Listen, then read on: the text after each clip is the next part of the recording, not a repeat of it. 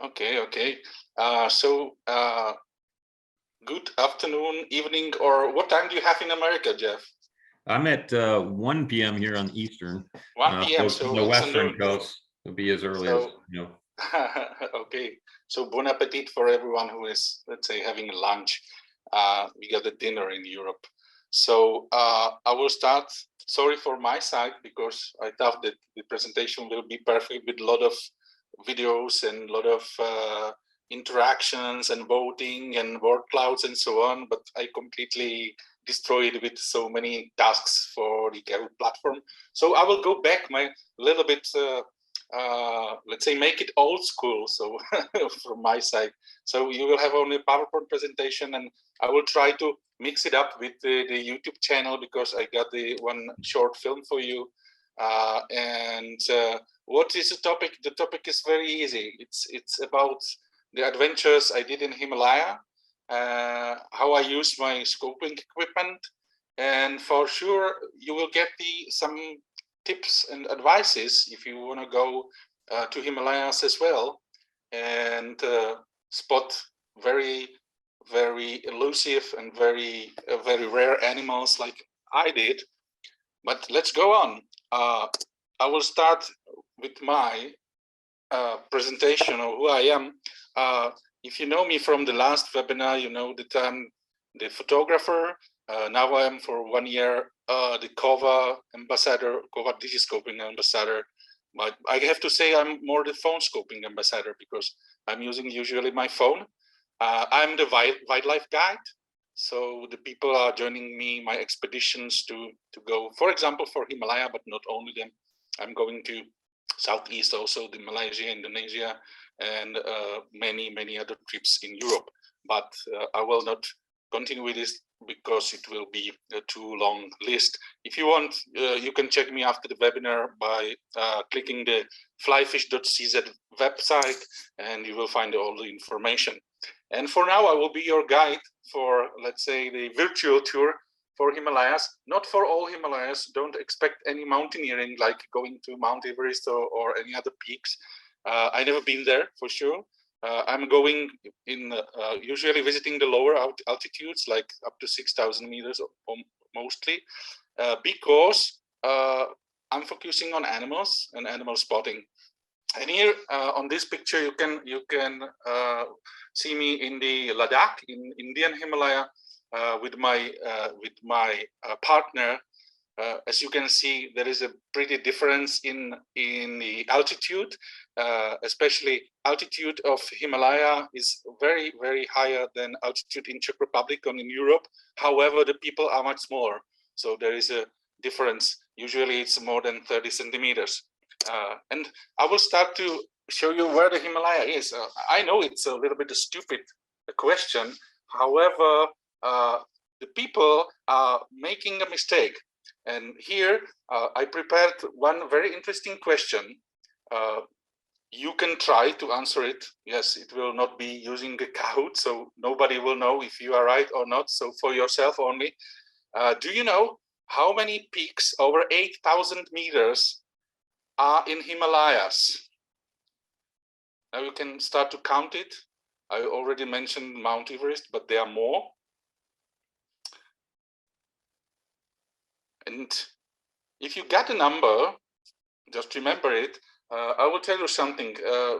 Most of you, or maybe some of you, have seen the movie on Netflix, like 14 Peaks, for the very special Nepali mountaineer, which made it in 1 year. But however, 14 is not the right answer because only 10 peaks over 8,000 meters appears in Himalaya. I will show you with what peaks they are, from Mount Everest, Kanchenjunga, Lhotse, Makalu, Choyu, Dhaulagiri, Manas, Lunanga Parbat, Annapurna, and Shishapangma. And now you are missing 4 of them because really there are 14 peaks over 8,000 meters in the world. And you are missing K2, Broad Peak, Gasherbrum 1 and Gasherbrum 2, but they are not in Himalaya. They are in Karakoram mountains, which are close to Himalaya, but not in the Himalaya. However, what is interesting on this slide, I show you, maybe you recognize, if you already been there or if you know it from some movies, the peak of Mount Everest. And look at the picture very carefully, because this picture is made with my Kowa and my mobile phone. But sit down, please, maybe it will flush you. It's from 140, almost 5 kilometers distance. Yeah, you can see it on the map. On the bottom side, there's the Sandakpur. There is one peak. It's the highest peak of West Bengali on the borders of Nepal and India. And if you got a chance and if you got the good weather, you can use your spotting scope and make a picture of Mount Everest, even other mountains, which are a little bit closer. So if I will go back, this picture of Mount Everest, you can even see the Hillary steep, you can see the south top, is made from more than 140 kilometers distance. So now you can see how crazy the optics of the Kowa is. And it's like from the last year, and it was from the time I didn't have the new 99 scope. And I hope I will come back and I will make this picture again, because the new scope is even better. So this is, let's say, the older top model TSN-883 with the Samsung mobile phone. And I will have one more picture from you. Yeah, this is pretty shorter, I know, in comparison with the Mount Everest, but this is the third highest peak in the world, Kanchenjunga. It's called Sleeping Buddha. If you are pretty high or drunk with alcohol, you can recognize that there is a face, there is a belly, and there is some hands. However, yeah, there is a better chance if you will fly over Nepal, because there is bad angle to recognize it. But this is also the mobile phone for using my Kowa Promenade TSN-883, but from 70 kilometers distance from the same place finally, but it's much closer. But I will not talk today about mountains. First, I will tell you how the Himalaya appears.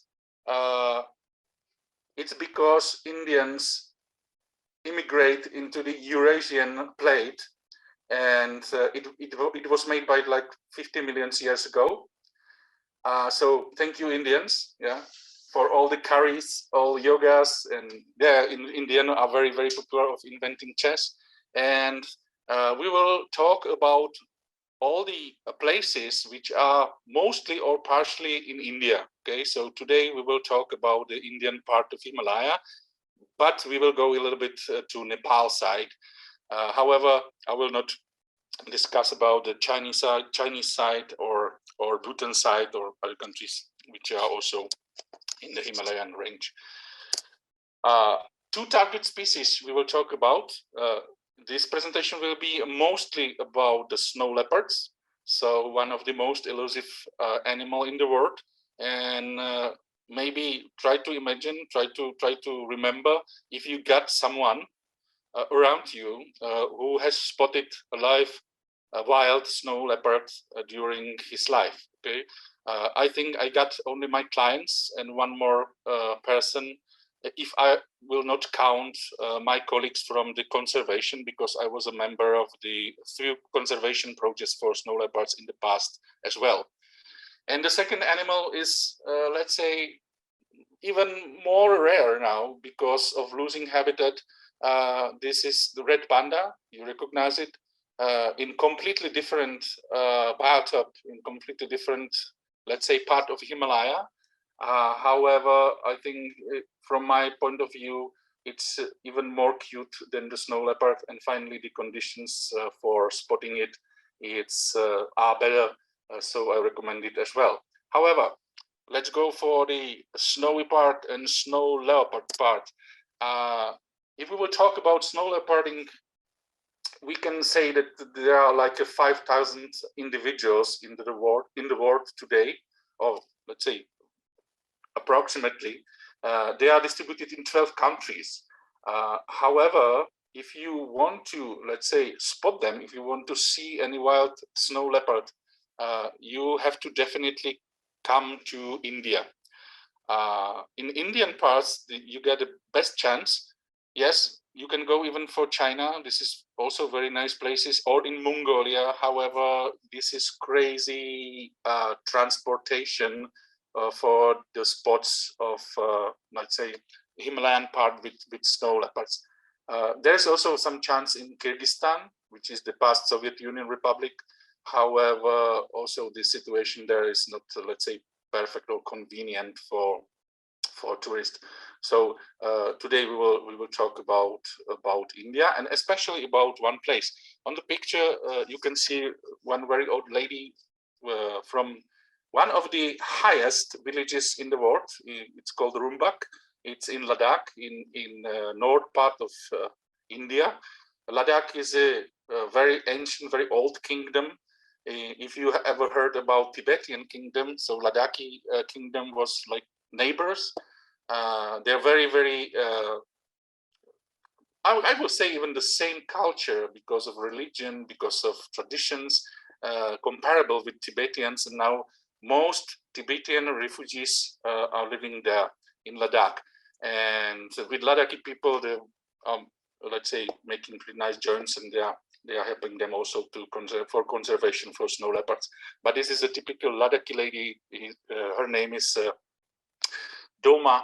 It's almost 80 years old, but you can even see in her eyes, the, let's say, huge amount of energy. And I can tell you that if you will walk around Doma in Himalayas, like in 4,000 meters above the sea level, she will be faster, definitely.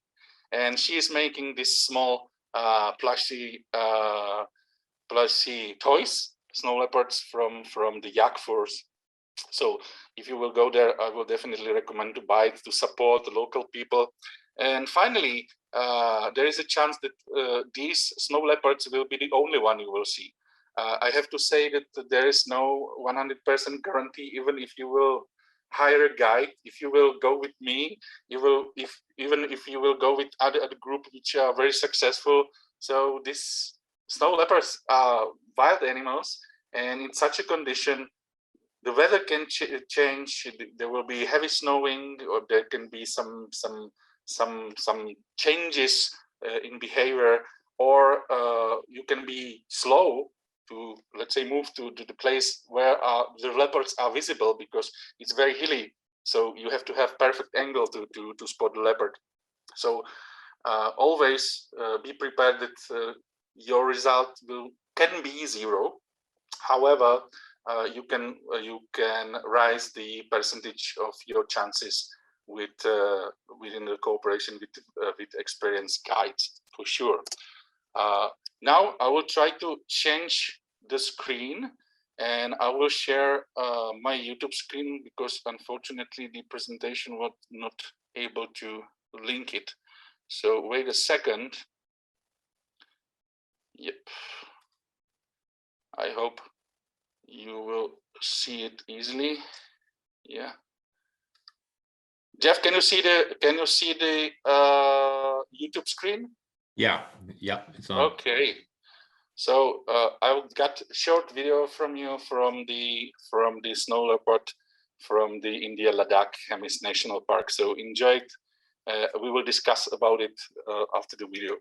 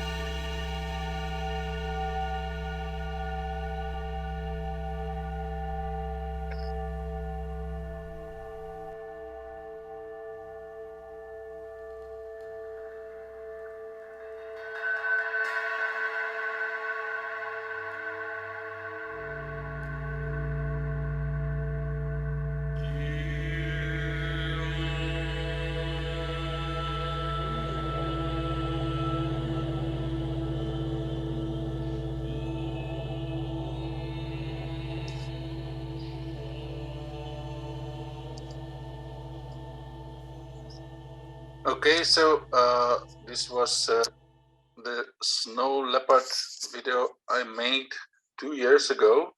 Now I will try to change again the presentation. Okay. Got it.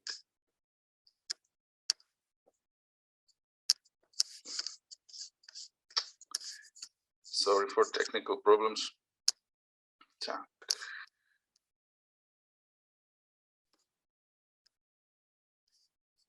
Can you see the presentation now? Again? Not yet. Oh, here it Okay. goes. Okay. I will hide the controls. Sorry, guys. I read it from the chat just now. So now it's perfect, I hope. So what is interesting for this this video? Definitely, it's not the BBC quality, as you saw now.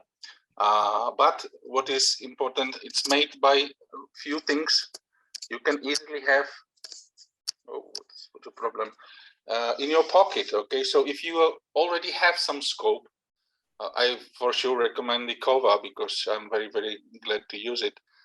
If you have a mobile phone, and you definitely have it because everybody have it, and if you have some adapter to join the mobile phone to the scope, I'm using the Nova Grade on the picture, and you will go for Himalaya, you got definitely perfect chances to make pictures, make videos, and enjoy it and show it to your friends and enjoy it again after some years and have a very nice memories, as you have seen from my let's say last expedition video. The story has not continued during 2021 because of COVID. Unfortunately, India not close the borders, but make a stupid quarantine for now. So even this year, I had to cancel the trip in February. It should be in 14 days from now. But I hope in 2023 it will be okay again. So we can go together, or you can go your own way. However, I really recommend to take your spotting scope because it's much nicer. And if you will not make pictures, if you will only enjoy the leopards or other animals, you got the perfect chances. Especially because you are in pretty high altitude, and the picture is perfect. Yeah, there is some, let's say, heating waves if you will spot some animals for long distances because the sun is, let's say, closer to us because of the altitude. However, finally, it's much better than you will use, for example, the typical photographic equipment. And I will show you how it looked like with the usual standard photography equipment. Here is the photo from the sleeping snow leopard. I think, folks, you can find it easily because half of the picture is a snow. So you got only, let's say, like a little bit more than half of the picture. You can search for the leopard. And if you got a good screen, and if you will look more to the right, let's say the upper part of right, you can find a very small, tiny snow leopard sleeping with the tail around the body. If you cannot see it now, I will help you with the small red circle. Okay, now it's better, I think. So I will put it back because this is a lower quality. Now you can see the snow leopard, and this is the picture from, let's say, like 900 meters with the 800mm lens, using with the usual photographic equipment. So you can see there is a really difficult, if you are not lucky, and if you will not, let's say, have a very big luck, and the snow leopard will come to you, closer to you, which is usually happen that you are so lucky that you will find some dead animal killed by snow leopard or old snow leopard who found the some carcass, for example.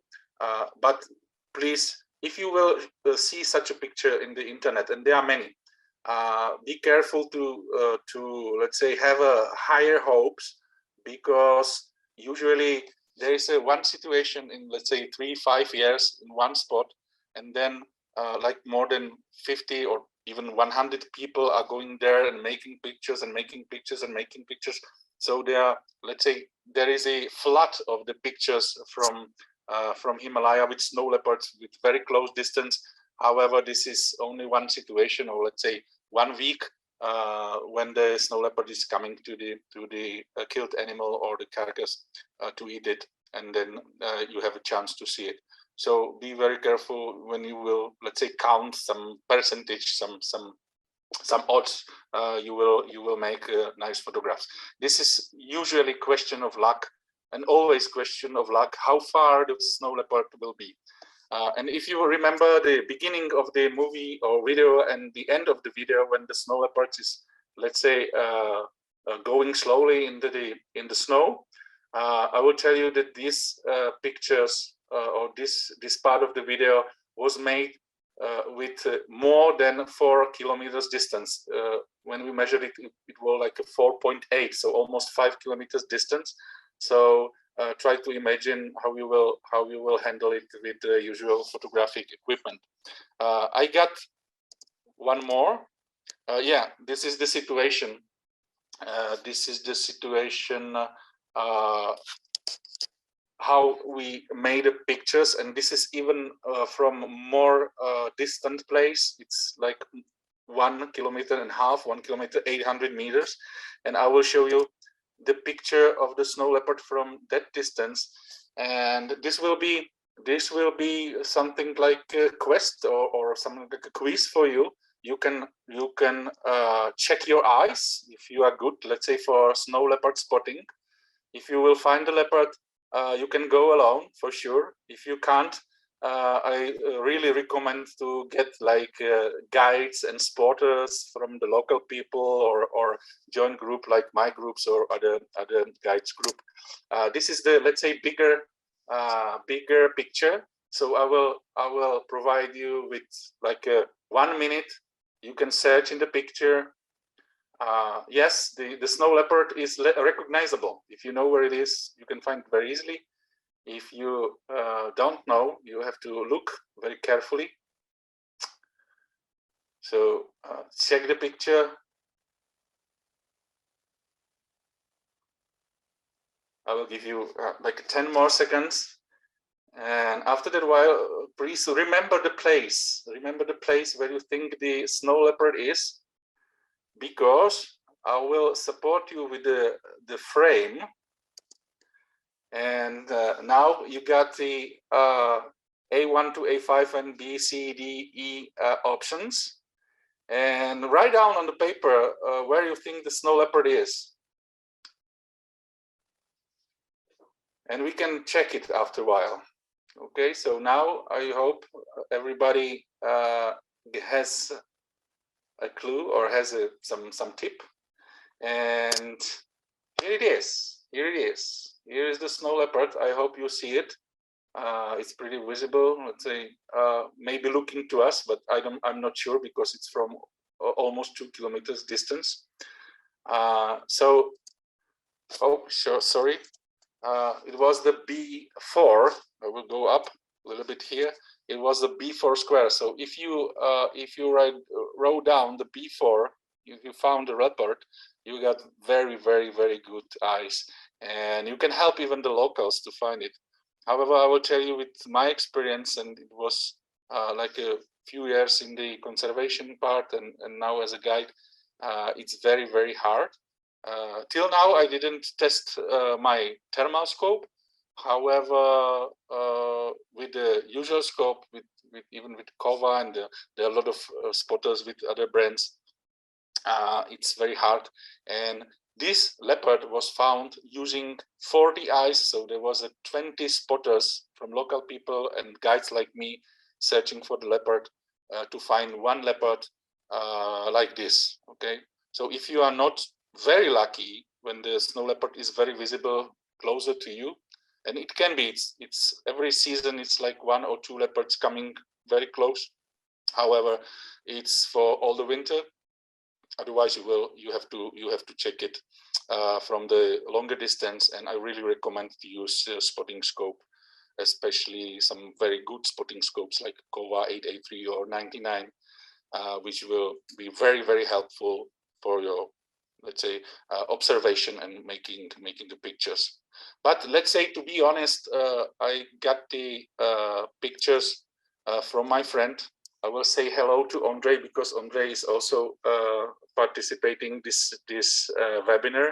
And Andrei Prositsky is one of the, let's say, most talented wildlife photographers, I think, in the world. And wait, this is a picture he made with the Snow Leopard last expedition we did in 2021. However, I have to add, this is with the most expensive equipment you can buy now for the photography, because it's made, but it was with the most expensive Sony camera with the 600 lens with teleconverter, which doubled the 600 lens, so it's 1200, and I think it's pretty much cropped for such a picture. But you can see the Snow Leopard. It was a female here. You remember from the movie, there was two cubs playing around, but this female is recognizable. But you can make such a picture. And to show you, there's the second picture also made by my friend Andrei, and this is the leopard photographed within the almost 5 kilometers distance. And you have to really look for the picture. It's very, very small, and you can find it on the left side, down on the picture, let's say on the edge of the hill, walking in the snow. So now you can see what's the difference between the image you can have using the spotting scope and using the most expensive, or one of the most expensive equipments for the standard photography.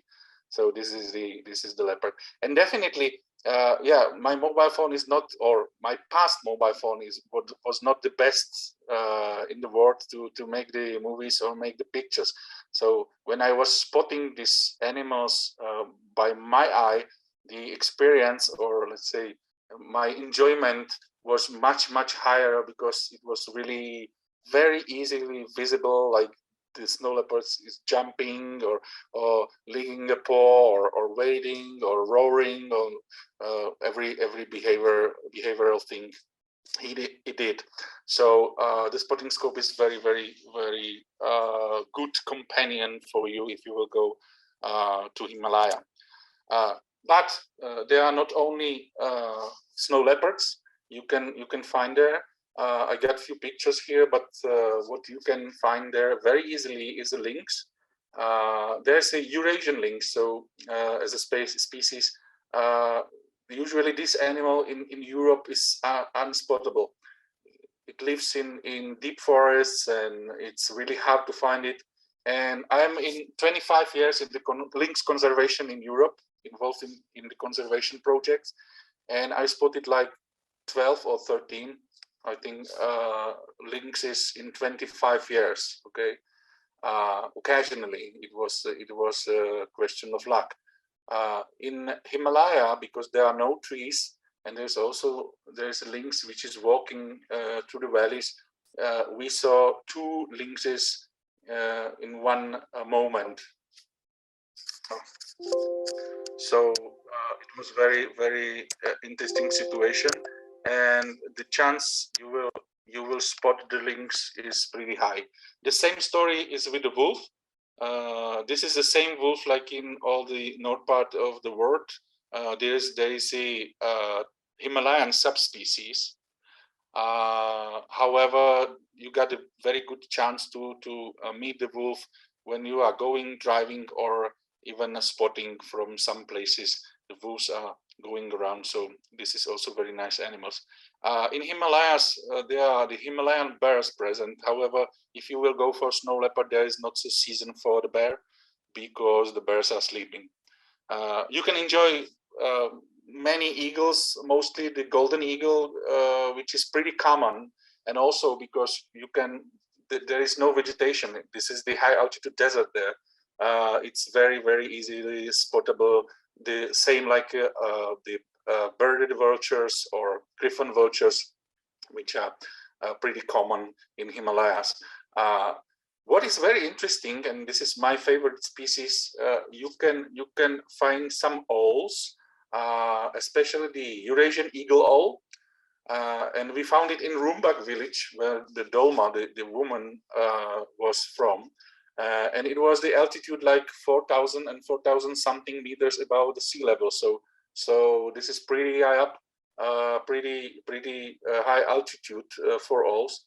And finally, on the other place in Tokar, we found the little owls, and definitely for now, for all the scientific data, they are the, let's say, highest. There is the highest biotope for the little owl in the world, in the Tokar Lake in Himalaya. It's up to 4,800 meters above sea level. However, the owls should fly there, or should fly there to the Tokar Lake over some passes which are even higher, like 5,000 meters, even more. So you got pretty nice chances to spot owls in very special high altitude environment. What is my favorite animal, which is pretty common, especially in the Tokar Lake, like you see on the picture in the bottom? It's a kiang, or wild ass, which is something like a wild donkey. I don't know what these kiangs are really eating there, because it's the Tokar Lake is very dry, very frozen. It's, let's say, with some sulfuric minerals around. And there is also only the very short, very not special grass they are eating, but they can survive. Unfortunately, I'm not a specialist for the horses and wild asses. However, you can enjoy pretty nice photographing, spotting with the spotting scopes in nice environment of Himalaya. And what you definitely will see, because this is the most common prey for snow leopards, is a blue sheep. You can see it on the right picture. This is the male blue sheep, pretty nice. And they say one balance: if there is enough blue sheep, the number of snow leopards went up. If the blue sheep is kicked out from the biotop, from the place, usually snow leopards are disappearing as well. So let's say the conservation projects were focused not for snow leopard directly, but to prepare conditions for blue sheeps as a main prey for snow leopards. If you will be lucky, on some places you can find the Himalayan ibex.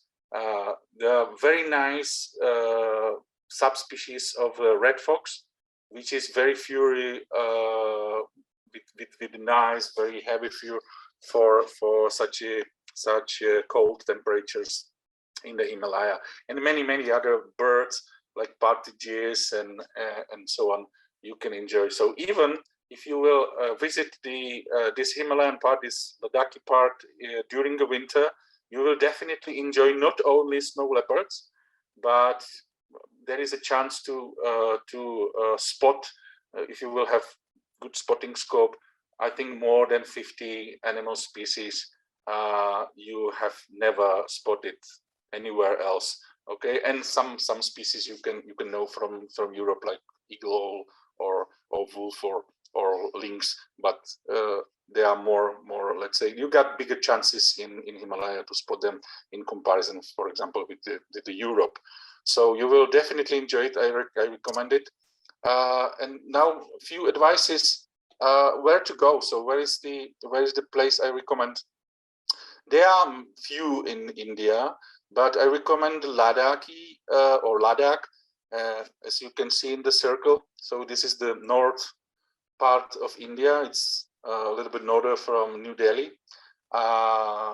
This is very special part of India, because even if you will check it on the Google Maps, you will find that there are not, let's say, borders are not specified there, because India, China, Pakistan, and Tajikistan are trying to, let's say, push each other and get some land for them. So now they are under control of India for sure. However, you know it from the news that from time to time Pakistani are trying to get some more kilometers of this Kashmir or Ladakhi part. China as well. Tajikistan is, I think, for the last 30 years they were not active. However, be okay. You don't need to hesitate any fight or any war. From time to time, you can use your scope and find some Pakistani aircraft.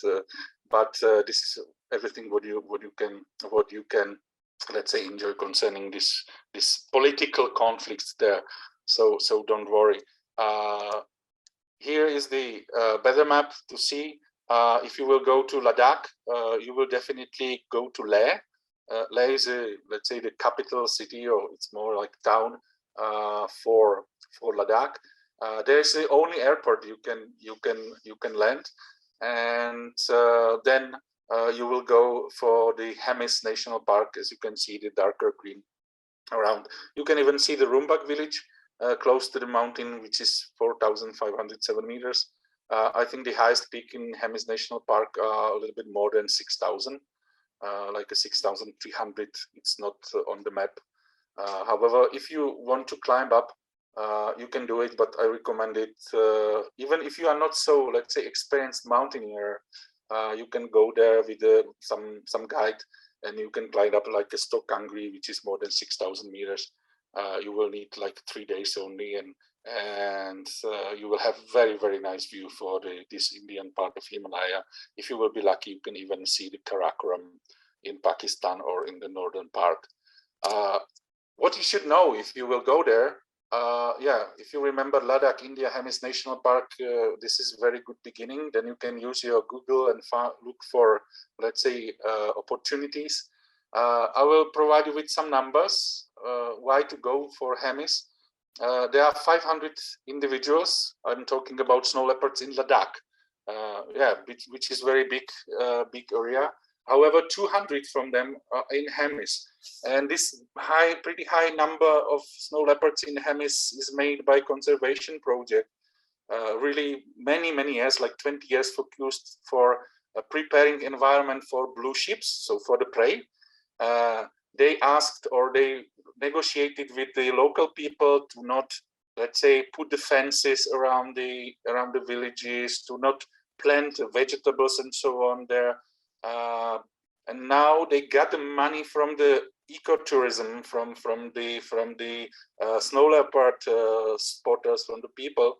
When you are going there, when you are living with them, enjoying the culture, enjoying the very good cuisine, and there are like 90% less fences around, so more places for the blue sheep.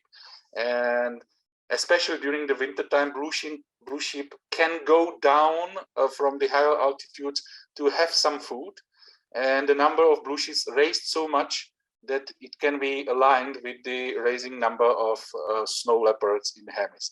And I think Hemis is the #1 place in the world with the snow leopard density, which is approximately 9 snow leopards per 100 square kilometers. And it sounds very, let's say, potentially or very positively that you have a big chance to see it. But I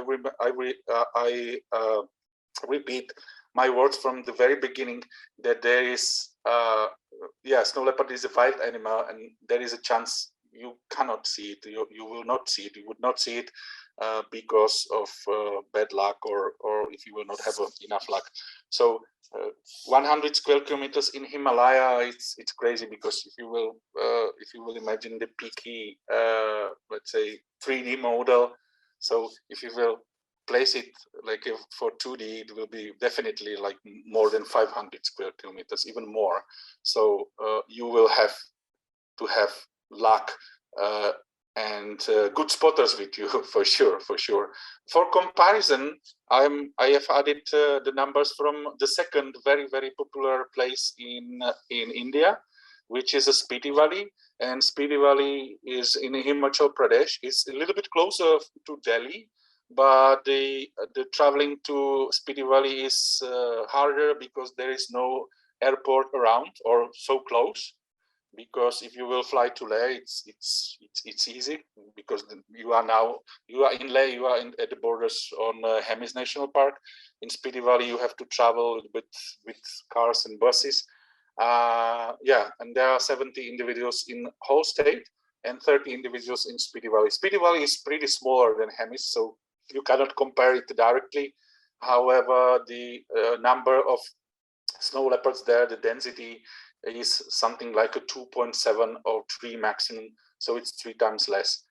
Finally, the people there had luck last years with all these old snow leopards, as I told you, or with the prey, and it's also done because like a few American, English, and Indian travel agencies are pretty active in the Spiti Valley, and let's say they are promoting their successes much heavier than, let's say, the local guides or local people in Hemis. But yeah, the numbers are clear. So there is a higher chance for spotting the snow leopards, definitely in Hemis National Park. However, if you are a photographer, the Spiti Valley is a little bit better for you because it's not so, let's say, there is a bigger chance to have a snow leopard closer to you, for sure. So if you use the traditional photographic equipment, there is a less chance to see the snow leopard, but if you will see it, there is a bigger chance to make a photo, the better photo than I've presented you. Even I presented the photo from the Andrei Prositsky, my friend. Definitely go for snow leoparding in wintertime. If you will go to Hemis National Park during the summer, you can trek easily and the environment is perfect and you can climb the mountains and enjoy the Indus River and valleys and so on. However, the snow leopards will be hidden on top of the hills because also the blue sheeps and other animals, like their prey animals, will go up as well. So the chance is going down by 99.99%. So there are almost no spottings of snow leopards during the let's say spring, summer, or autumn. So the only good months are during the winter. My group is usually going to Hemis National Park during February, because the February is the highest peak of the mating time. So if you are lucky, you can even hear the females or hear the males calling from these peaks. And yeah, it's breathtaking experience. If you will experience it, yeah, it's perfect.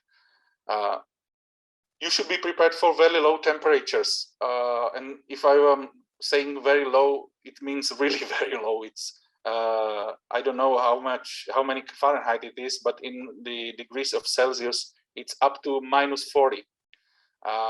We faced it like many times. What is interesting that during the day, where it's a sunny weather, you can stay outside even only with one merino shirt, and you don't need any jackets and any other clothings. However, if the sun will go closer and closer, like in the evening, you have to put everything what you have on you, and you have to have very good and isolated boots, and to have also some tea to, let's say, warm you up, and very good gloves for sure. So you have to be ready to use all your equipment with gloves.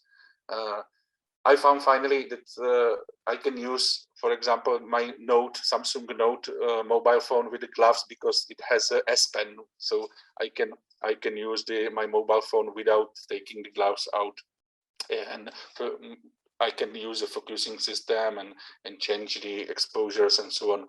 So I found these mobile phones with S Pen are very good for such a conditions. You have to be prepared for very thin air. And with comparison with, let's say, other parts of Himalaya, try to imagine you are climbing the Mount Everest.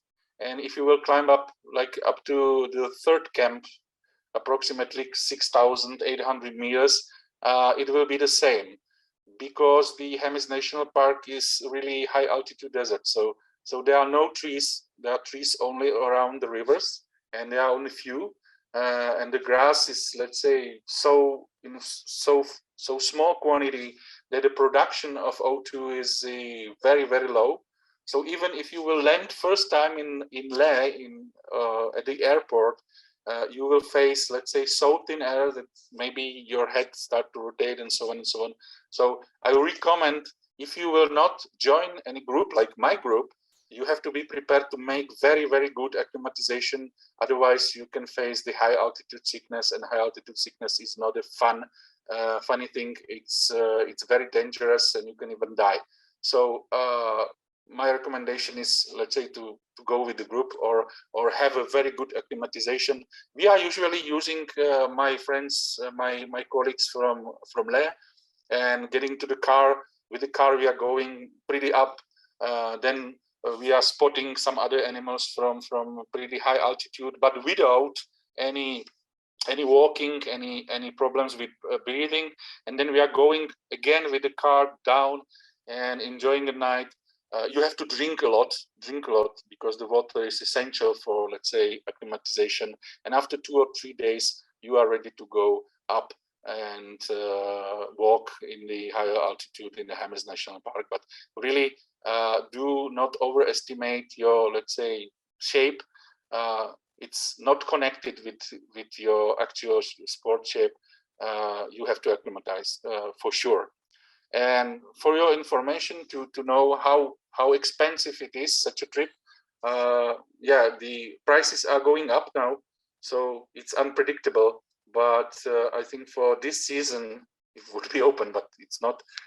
There is approximate costs, let's say, like a complete costs with some flight ticket from Europe, approximately about $3,500 if you will go by yourself. If you will use the guiding service, so local people, my service, for example, there will be the price approximately like $4,500. However, there is a big difference. If you will go alone, there are many people which has not observed any snow leopard for like 14 days. Our, let's say, numbers are 9 snow leopards spotted within last 2 expeditions. Unfortunately, last year or 2021 and this year, we will not spot any because of these Indian COVID rules, unfortunately. So it depends on you. I recommend to use any guided service because it's always better.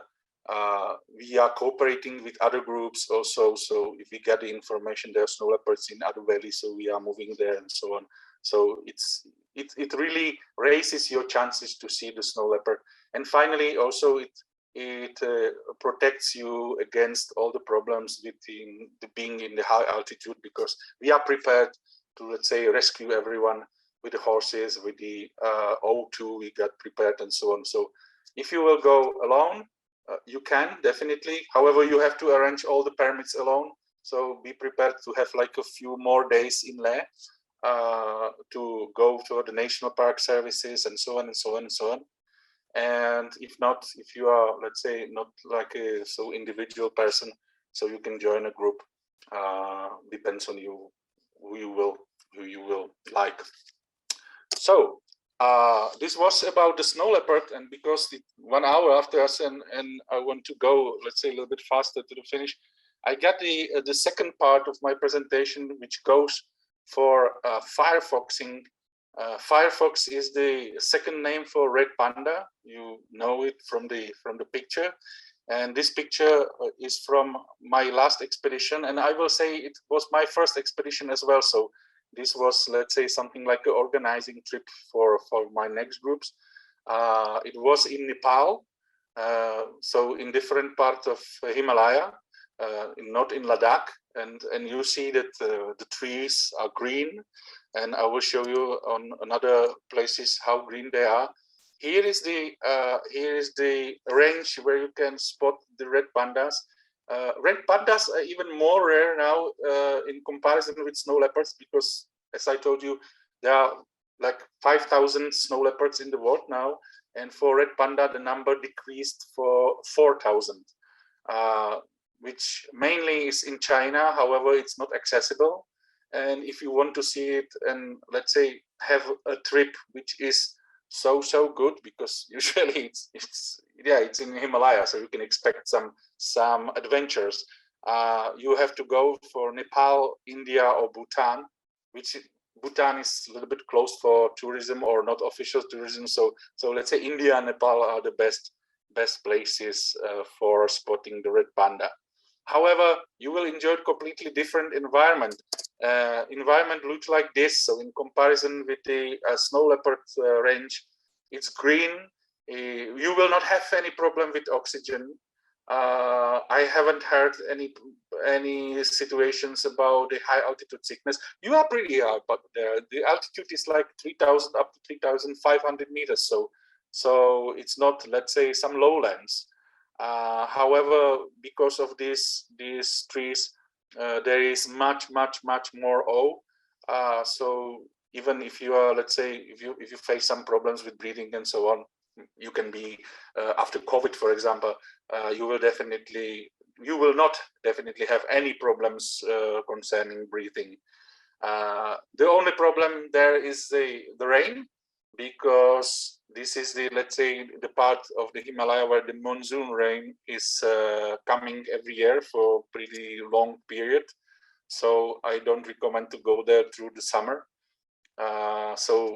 Yeah, you can spot the red panda, you can spot another animals, very nice animals. I will talk about it later. However, you will face very heavy rain. And the last season in October, we faced it with my friend when we, let's say, when we have been there and preparing our trip for the next group. And it was like a 3.5 day waiting. And if you got like 7 days on place only, so 3.5 days, especially if they are in the beginning, are very frustrating. So you have to be prepared for it, that the rain is very common in these places. Here you can see the forests are fulfilled with rhododendrons and bamboo, but it's very nice with a lot of flowers, even with some fruits you can eat. So if you want to relax, also not only search for animals, this is a perfect place. It's like from some fairy tale, or if you know the movie Avatar, it's very close to. You will really enjoy it. And finally, besides the red panda, you can find lot of other animals. There is a much higher biodiversity in this part of Himalaya. Yeah, it's understandable. It's a forest. If you will be very lucky, you can find the clouded leopard. However, it's really rare, because the clouded leopard is active only during the night.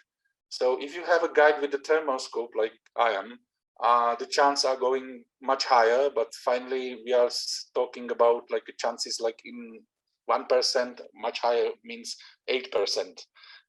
So nothing special. However, there is another even more rare cat species, marbled cat, and we were lucky enough, and we spotted because of my thermal camera, but only for a short time. So it was not enough to make a photo. And finally, it was a very dark environment, but we spot this very rare cat species. You will definitely spot the yellow-throated marten, like you see in the picture. This is very nice marten species, pretty big.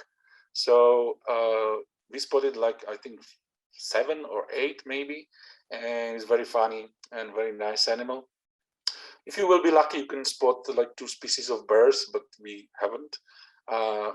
Few species of deers. And what is, let's say, my target animal for next time is definitely one bird called Sarir trogopan. Unfortunately, I don't have a picture, but if you will Google it, it's beautiful. It's really beautiful. It's like a blue, red. It's like a pheasant, but it's not. It's only close. And there's on this place, it's one of the best places in the world. You can spot it. The second is in China and Sichuan thing.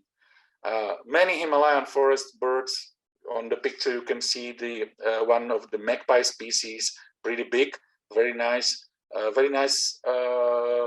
potential to make some, let's say, bird in fly photos with these birds around, and they are around you everywhere.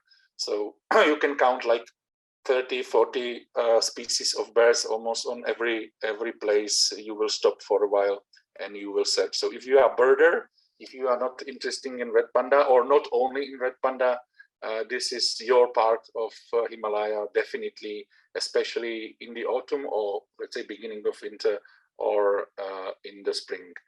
And also, if you are in plants, there are many species of orchids. I got one very nice on the picture, which is a tree orchid. However, there are many others.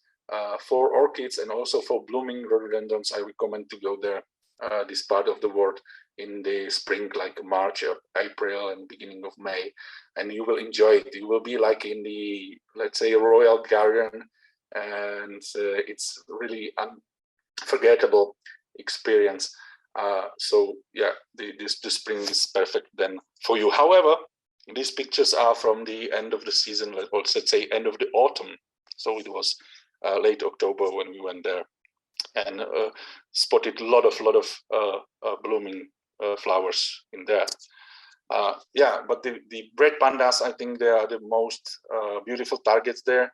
I would definitely say that no picture can describe how cute they are. And if you found one, they are usually not moving so fast. And finally, we are cooperating with the rangers, so the rangers will keep you in the safe position for you and for panda. The pandas are not dangerous, but you will not disturb them, and they will not flew away. And you can enjoy it like for 1 hour, half an hour. It depends how many people are around. And yes, you can enjoy it and making photo with the scope and a mobile phone, or scope with the camera, because you can go even very close. This picture is from camera. It's not from the spotting scope, because I was so close that it was impossible to put the whole red panda in the one frame. This is the spotting scope picture.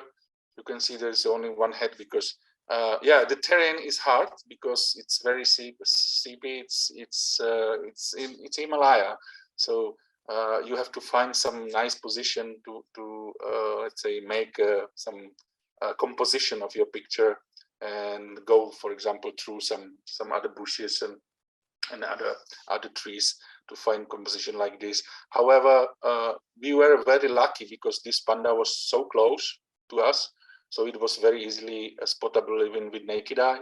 However, usually the spotting scope is very helpful. We spotted 3 pandas in 1 week, and 2 of them was better with the spotting scope. Unfortunately, we don't have a time for the video, but I will show you the link from my friend. He made the video from our trip, so you can enjoy it after this webinar. Yeah, if you go through some bushes and some other trees, you can make such a framed picture of this very cute animals. I recommend it if you like mammals. Yeah. Till now, I was very sure that the snow leopard is the #1 animal you have to go for. Now, after my red panda trip, I will say they are equal. So it's a different animal with different behaviors, in different conditions. However, I recommend to spot both, and you will enjoy both parts of Himalaya, both extreme parts of Himalaya. So not only the highest and cold and winter and deserty, and you will enjoy such a forest part of Himalaya with red pandas. What you should know, again, if we will talk about your trip, yes, focus on Nepal, India, especially the West Bengal state, and Bhutan.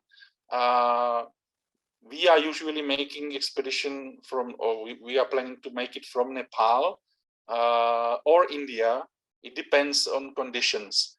It's easier for our place to go from India, but it's a little bit more boring. And I will tell you that, let's say, the path, it's very adventuring from the Nepal side, because you are going in the middle of nowhere for sure, but you will enjoy a lot of wildlife around, and let's say the final feeling was perfect.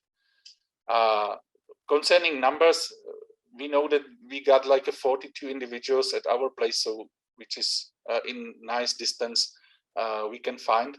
It sounds like a pretty high number, and it's high number in comparison with other places. However, if you will go there alone and you will not use any local rangers or local conservationists, your chance will be very, very low, very, let's say, almost comparable with zero chance, because you have to know what each individual is doing, what its behavior. So you can find some on one place, like in the morning, and the same animal will not be there in the evening. And you have to know where to look. So if you will try to find it without thermal scope, it's almost impossible. And if you will be very good spotter of animals, let's say your chance without all the guides will be like less than 10% for sure. So here it's even more important to go with the guide. There's usually like 3 to 8 spottings in 1 week. If you will be lucky, it could be even the red panda female with some cubs. However, let's say the mating with in red panda world is very special, because the red panda female is ready to mate only 1 day in the year. So there are not so many cubs around. So this is why the red panda is so endangered concerning, let's say, the trend of the population. You can go there anytime you want, so it's not like a snow leopard, so you can go there all the months during the year. However, I already told you that let's say the summer period is the monsoon period, so you will face very heavy rain. So if you wouldn't mind, you can go there. However, you will be wet all the time for sure. And there are still some opportunities to spot the panda, and I think the panda, it's not decreasing so much. It decreased a little bit. However, there's still a chance. However, it will be definitely inconvenient for you.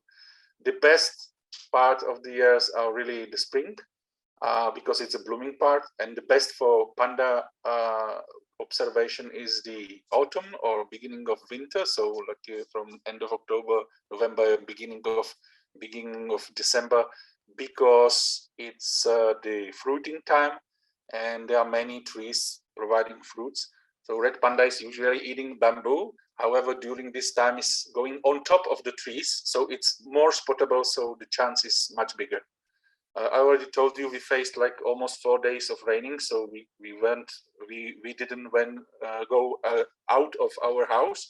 However, the last 3 days we saw 3 pandas, so we were 100% successful when we went out.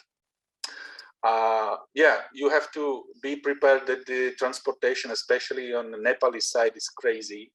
So sometimes you are facing a leak of fuel. Sometimes you are facing that your car cannot go through some mud and so on. However, the Nepali people are, let's say, very friendly. And if your guide, like, or your local person doesn't know anyone around, it always like happen that they have some connection, and some local people help us and go over some stuck situation we got because of the rain, especially. And concerning the costs, I think you can get a let's say idea. It costs like 4,500 USD, including the flight tickets from Europe for now. It will be a little bit more from United States if you will go with us. So with the guide, if you will go yourself, it will be even more. And it's not let's say any magic, but we got the very good cooperation with the conservation project, because I helped them with some money before, and now they are providing us, let's say, very nice price. And because I don't want to, let's say, be rich after people guided in my location, I want to show the people how nature can be nice, and show them and teach them that let's say our planet should be, let's say, we should have a more sensitive approach to our planet and nature. So this is my goal. So not getting money. So that's why our trip are not so expensive, and they are, let's say, accessible for a lot of people who want to go there. So I really definitely recommend to, let's say, go somewhere where you can get the good guide, rangers, and so on. Otherwise, if you will go there alone, you can buy some service from some local people, which will, let's say, go with you to the Red Panda environment, but your chances are very comparable with zero. Okay, so you will only use a very old Land Rover and you will enjoy the environment. However, the observations are only few from them. So you have to really buy the specialist, even if you will not decide to go with me or with, let's say, some other specialist. Everywhere, even in Bhutan or India, find a specialist for Red Panda for sure. So by the end, I will tell you what equipment I'm using for my expeditions. Definitely the spotting scope, which is my best friend from now, because I already received from Kowa. Thank you, Kowa guys, the new TSN-983. So I will test it now for, let's say, the Lynx expedition in Czech Republic, and I think I will love it. So I will maybe next expedition for Red Pandas, I will take the 99 Kowa mobile phone for sure, because from my point of view, the digiscoping with mobile phone is more convenient, because I can look to the scope and then very easily, very fast exchange without any preparation, and put with the some fitting equipment like the Nova Grade adapter or Kowa adapter or other adapters, my mobile phone, make a picture, make a movie, and then switch back and again spot with the naked eye, which is, let's say, better for my side. Definitely, if you will go for Himalaya, you have to have a lot of power banks because there is a big problem with the electricity. On some places they've got some, but it's usually for a few hours during evening. So you have to have like depends how crazy is your mobile phone or your camera, but be prepared to have like 2 or 3 power banks for sure with 20,000 capacity. I'm taking with me usually some lightweight camera, but if you are a professional photographer or you like a full frame, you can do it now. I think especially the Sony all new mirrorless cameras are pretty light. However, yeah, the lens are still very, very heavy, because for the bigger chip you have to, let's say, take more glass. And yeah, every kilo in Himalaya you will pay it for, so be careful. That's why I switched to small MFT systems, so micro four third systems with Panasonic and with the Leica 200mm lens, which is 400. So with the 2 times teleconverter, it provides me the 800mm lens. I'm using thermal camera because it is helping me to find very rare animals, even during the night or where the conditions are not good, or in the forest, because in the forest it's very hard to use any usual optical stuff. And definitely I'm using binoculars. I'm using the Kowa Promenade Genesis, the small one, because it's pocket size. And if you can imagine, if you carry some food, some tea, some clothings for, let's say, evening period, especially in Snow Leopard range, you got your tripod, you got your spotting scope, mobile phone, power bank, and so on. It's pretty big load. And yes, the small, very powerful binoculars, it's, let's say, something like a gift from the gods. So don't go with some bigger binoculars. I recommend to buy one very good. Don't save the money for it, because it's very important to have a very good optics, and buy one very good optically performing binoculars, small one, pocket one, for such observation. So going to the end, a little bit of advertisement of my trips. So next fly fish trips for these 2 nice, cute animals will be the first in November 2022. It wasn't announced till now, So you are the first people who know about it. The term is not out because now we are negotiating with my friend and my partner in Nepal. However, it will be November for sure in 2022. I hope the COVID will not stop it. However, Nepali government is, let's say, pretty open to have a tourist there. So I hope it will happen. And for Snow Leopard, unfortunately, there is no trip in February 2022, so this year. However, I hope the situation will change or will be better next year. So for 2023, we will definitely go there, and I hope we will go back and we will be same successful or almost the same successful like the last trip when we saw 7 snow leopard in 1 week. What is very important, if you are interested in it, let me know. Send me a message somehow via email. I will provide you with the contact information, because I'm not making big groups. I would like to, let's say, I would like to make my clients happy, and I don't like crowds. So there's only 7 places for Red Panda and 5 places for snow leopards. So let me know there. And for now, I will thank you for your attention, for your interest in Kowa scoping and Himalaya and my person.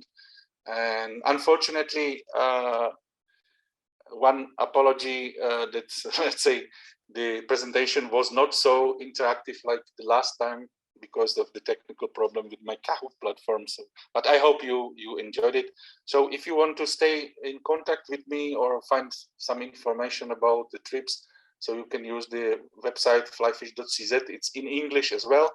Facebook flyfish.cz is more for Czech customers and Slovak customers or European customers, but the Instagram at the same flyfish.cz is also in English. So there are 3 ways how to contact me. So thank you very much. See you in Himalaya for sure. And I'm providing my word back to Jeff to close this first 2022 webinar from Kowa. Yay! We're back on the horse. It's good to have you, and some interesting stuff for sure. We do have a couple questions that I want to bounce off you.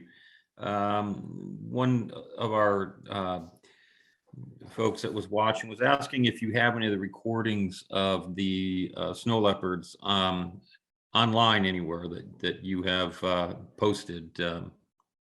Yes. If you will visit the website flyfish.cz, there are something like a video section, or let's say it's for the trips. There are many videos, and if you go, there is a you can play it in the browser, like in the flyfish.cz environment, or you can click like a play in YouTube, and you will find my YouTube channel, which is pretty small, but yes, there are 2 movies from our expeditions. One is short one you saw during this presentation, and one is, let's say, bigger one for participants, for attendees, let's say, with all the traveling and even some fun around. So you can find it through the website flyfish.cz. Perfect. Another person asked, what's the typical duration of your trips?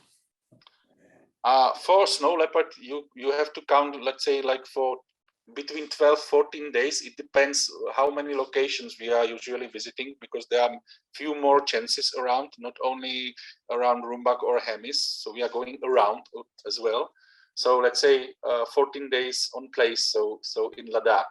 And you have to count like 2 days of traveling if you are traveling from United States or even from Europe, because there is one thing I forgot to mention, that in Leh there's only the military airport and they can close it. So I'm usually arranging or asking people to arrange the flight tickets with Air India or some provider which is going directly to Leh. Otherwise, if it is not joined together, it can easily happen that your flight ticket is postponed from Leh to New Delhi, and from New Delhi you will not get the connection to your home country, and it can make some problems. So yeah, usually count like 16 days as a minimum, or 17 days more for the snow leopard. For the red panda, I'm usually staying, or I plan to stay there 1 week, like 8 nights, but 7 days in the biodop, and plus 2 and 2, so it's also like 11 days if I count correctly for these trips. And another person asked about lodging on the Snow Leopard trips, asked specifically about are you staying in tents, which I assume you are not, but there are 2 options. We can stay in tents if the group will say that we will stay. And finally, we are cooperating with one American group because my partner is brother of the main guide of the American group. And the American group is usually camping there and with tents, but with tents with the heating system. So they are in more comfort than we are with the local people. But there is a few buts. One is that, let's say, this group is like twice more expensive because they got like a chef, they got like they're cooking all the things, even some European or American stuff. I prefer to, let's say, show people the culture. So we are going to the families and we are living with the families. So we got like a small rooms in the houses, in the villages, and the local ladies are cooking for us, the breakfast, the lunch, the dinner, and we are talking with them. We are learning the words. I'm teaching all the participants Ladakhi, which is very nice. I will I can finally teach you a very, very useful word if you will go there. If you will say Jule, so it means hello, good day, have a good day, how are you? I'm fine, thank you, and so on. It's used so widely. So if you will only smile and say Jule, they will love you. And yes, and I love the people there. The philosophy of living there, and let's say the slowness of living there, and they are not stressed and so on. Yeah, I think we can learn a lot from them. So that's why we are going to the families and enjoying the stay in the families. However, these rooms are even colder during the night than the tents are. So I'm recommending to have the sleeping bag for, let's say, -20. Nice. Wow. Okay. Another question specific to the gear. Mika has asked that there's a Prominar 883 and is using it with a Samsung S20 Ultra, and asked, what is your process to keep the focus? Do you use manual or autofocus adjustment in the phone? From time to time, I'm using the autofocus. However, Note 20 is a little bit better than S20, according to my experience. So it's more, let's say, yeah, I'm from time to time using it. It's not so big a problem. However, if the animal is not so, let's say, fast, so for example, all the mammals are okay, I'm using the manual focus that I'm usually zooming the screen on my mobile phone, focusing manually, because Kowa has a perfect focusing system in comparison with other brands, and then squeezing it back to 1.5, 1.6 to prevent all these vignetting around, and using my remote control to make a picture. So I'm mostly using manual focus for my mobile phone filming or photography. Perfect. And then Gary also asked about what special processes does India have to protect the snow leopards, and in particular, what are their biggest threats? Biggest threat is loss of habitat, for sure, even for red panda or for snow leopards. Unfortunately, also the climate change, it's, I think, mostly visible in Himalaya. I think Himalaya already get the hit from the climate change. There's a problem, there is a lower snowing. Yes, you saw the pictures with snow, but we were very lucky. And during one winter season, there's like 2 heavy snows only. So yeah, they're pretty dry. This makes a problem for local people, and for local people need to have, let's say, more land to get some food and so on and so on. If they are getting more land, then the land is shrinking for animals. And yeah, this is the trophic cascade. If there is not enough animal in the bottom, the top predators number is going down. So yeah, loss of habitat is definitely number one. I think the poaching in India is not so bad. In other countries, yes, for sure. Like in the, let's say, northern countries like the Kyrgyzstan, Kazakhstan, Mongolia, the poaching for snow leopard it's a really terrible thing. In India, it's okay because the people already started to understand that the snow leopard is, let's say, very good for them to have a tourist there and get the money from them. And yeah, this is set it up pretty much. For red panda, it's a little bit different because the red panda parts are used for the Chinese medicine, and it's it's poached in Nepal, in India as well. There are huge penalties for it. They will put you to the jail for many years. However, the groups are from time to time so organized that it's really hard. That's why I found, let's say, my companion, my friend, my partner in Nepal, in India, which is, let's say, teaching the local people how important it is to have red pandas there, not only to have money from tourists, but also for the environment, how difficult it is, how easy it can be hurt by some, let's say, access from outside by poachers or by other people. So what is very good information, let's say, most part or bigger part of the money you will pay for the trip goes directly to conservation, even for snow leopard or the red panda trips. So you are feeding the local rangers, scientists, and conservationists.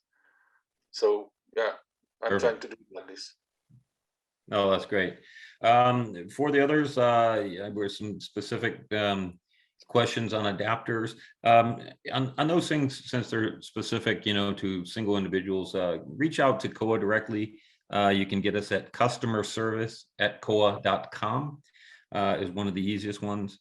And again, Martin, it was a pleasure. I wish that we could get together sooner rather than later. We should talk. I've got a big idea for a digiscoping trip for owls of Costa Rica. I thought maybe you might be interested. Yeah. I hope so. But, I hope so. We'll see. COVID's it seems like it's giving us a chance to be a little more open, tiny steps at a time, and travel seems to be coming back. So we'll be hopeful that sooner rather than later, we will be able to share some of the same ground and not just virtual. And with that, we'll sign out again. Thanks for your time again, Martin, and everyone that tuned in. We'll have another webinar that we'll be advertising very soon for next month.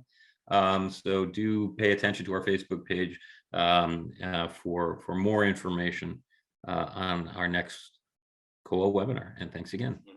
It was my pleasure, Jeff. So thank you, and thanks for all participants. Of course. We'll see you soon, Martin.